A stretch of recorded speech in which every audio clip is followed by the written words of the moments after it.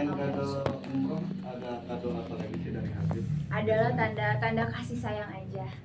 Biar cukup kami berdua yang tahu. Takut ini kan juga berbarengan dengan kamu sempat dihujat netizen. Nah, itu mengganggu proses umroh. Alhamdulillahirabbil alamin ya, sama sekali enggak. Aku juga kaget sih sebenarnya karena video itu sebenarnya kalau aku nggak salah beberapa hari, seminggu bahkan ya, beberapa hari lah sebelum aku umroh.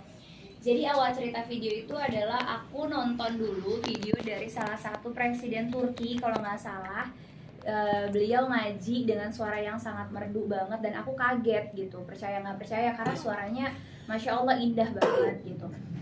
Itu tuh keinginan aku kan ibu-ibu ya, maksudnya ngelihat sesuatu, kita ngeliat bakso aja pengen bakso gitu kasarannya. Terus tiba-tiba aku nonton ada seorang presiden yang berani, tegas, lantang menyuarakan soal Palestina, which is aku juga lagi pay attention ke sana. Ditambah beliau itu ngajinya dengan sangat indah gitu. Dalam hati aku tuh spontan aja lagi live, aku bilang masya Allah barakallah ya gitu, karena ada yang nanya kakak pilih paslon yang mana gitu. Aku bilang aku belum tahu, aku masih sholat istiqoroh, masih mencari yang terbaik, tapi pengen deh jadinya ngedengerin para paslon itu ngaji gitu, yang suaranya merdu aku coblos deh gitu. Jadi itu tuh sebenarnya kayak guyonan aku sama follower aku yang aku ngerasa kayak ya obrolan aja, hari-hari aku juga orangnya bercandaan gitu. Dan aku bilangnya gitu, aku bakalan coblos deh kalau yang suaranya merdu gitu. Itu cuman kayak apa ya, di luar pikiran yang negatif atau apapun gitu. Karena yang pertama, semua paslon ini, pasangan paslon tiga-tiganya 6 orang capres dan cawapres ini kan muslim gitu, which is aku tahu backgroundnya muslim. Gak mungkin kalau ada yang non muslim aku suruh ngaji, akunya emang udah hilang akal gitu.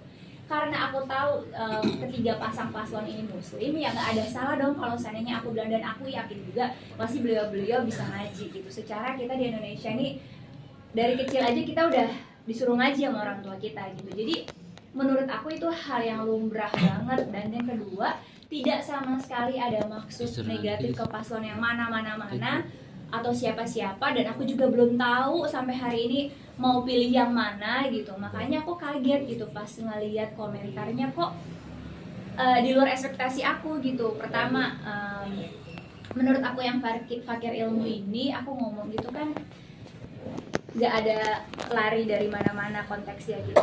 Pertama, kecuali nih belum ada paslonnya, terus tiba-tiba aku bilang yang bisa ngaji, berarti kan aku menutup masyarakat Indonesia yang beragama lain untuk menyalonkan diri. Sekarang kan paslonnya udah ada dan udah jelas agamanya muslim semua, makanya aku menyarankan gitu. Dan lucunya lagi yang aku dengar ya, banyak yang nge-react video-video aku. Yang justru yang bulan-bulan itu tuh bikin aku ketawa karena buat aku nggak open minded. Mereka berkomentar kayak kok presiden kayak mau cari MTQ, harus suaranya bagus dan lain sebagainya. Buat aku kan itu nilai plus pada saat pandangan aku, karena aku baru melihat sesuatu gitu. Ya pastinya background ketiga paslon ini menurut aku sudah berbobot semua, makanya hari ini mereka bertiga, para pasangan paslon ini bisa terpilih. Secara politik pasti mereka udah pada expert, secara pengalaman apalagi, secara apa ya, memenuhi syarat lah untuk menjadi capres dan cawapres. Dan aku kan cuman untuk memutuskan karena masya Allah semua tiga-tiganya pasangan paslon ini, makanya aku bilang coba deh mutusinnya dari baik suara ngaji gitu. Itu sebenarnya spontanitas yang gak ada maksud apa-apa gitu. Jadi kalau orang bilang kok dikait-kaitin sih sama agama, kan Pancasila kita kan sila pertamanya ketuhanan yang Maha Esa, which is semua masyarakat Indonesia wajib memeluk keyakinan atau memiliki suatu keyakinan yang sudah diakui di negara kita. Dan ya buat aku pasti ada kaitannya gitu. Dan juga kan kita tahu kalau kita nanti terpilih siapa presidennya, toh juga akan disumpahnya sama Al-Quran kalau orang muslim. Masa disumpah sama Al-Quran tapi kita suruh ngaji terus jadi kayak sesuatu yang mengerikan banget. Itu yang buat aku juga kayak masih introspeksi diri gitu, aku tuh salahnya di mana gitu. Merdu dalam konteks kan bukan berarti harus kayak gimana ya, maksudnya yang ya karena ya aku bingung aja sih, jujur sampai hari ini aku masih agak-agak bingung gitu. Apalagi yang nge-react, menurut aku kebanyakan orang-orang yang belum paham tentang indahnya ngaji, nikmat